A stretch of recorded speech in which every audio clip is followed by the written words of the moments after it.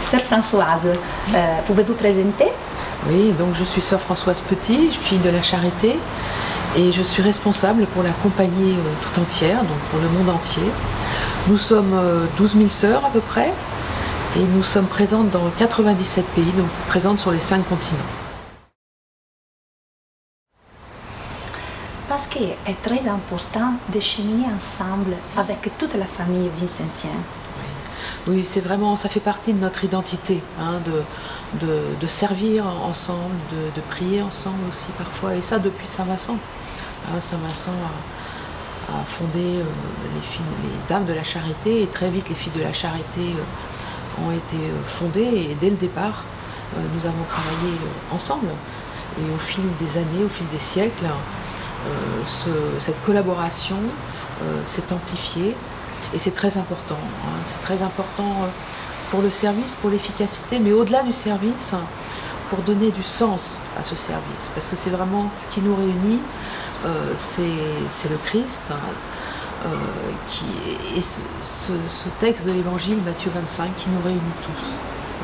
Donc la collaboration, bien sûr, est pour le service, mais dans un esprit, dans l'esprit de l'Évangile. Et c'est très important.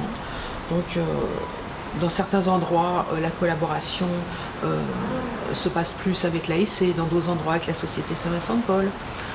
Les JMV, c'est d'une autre nature cette collaboration, mais ils sont présents partout où il y a des Filles de la Charité. Donc il y a beaucoup d'initiatives prises ensemble. Et ça donne du dynamisme, ça donne un élan pour aujourd'hui, mais aussi pour demain. Enfin, pour le futur, votre espoir et aussi les défis pour la famille vincentienne. De l'espoir et je dirais même de l'espérance, il y en a beaucoup. Parce qu'on sent que tout le monde maintenant a compris qu'il était impossible de travailler seul. Maintenant, je crois que c'est bien acquis dans les esprits. Donc ça, c'est source d'espérance, bien sûr. L'espérance aussi de voir des plus jeunes qui, malgré tout, même s'ils sont peut-être pas très nombreux, mais quand même, il y a beaucoup de jeunes qui se posent des questions, qui veulent servir et qui trouvent dans un mouvement, dans une famille, ce qu'ils cherchent, hein, c'est-à-dire une fraternité aussi. Hein.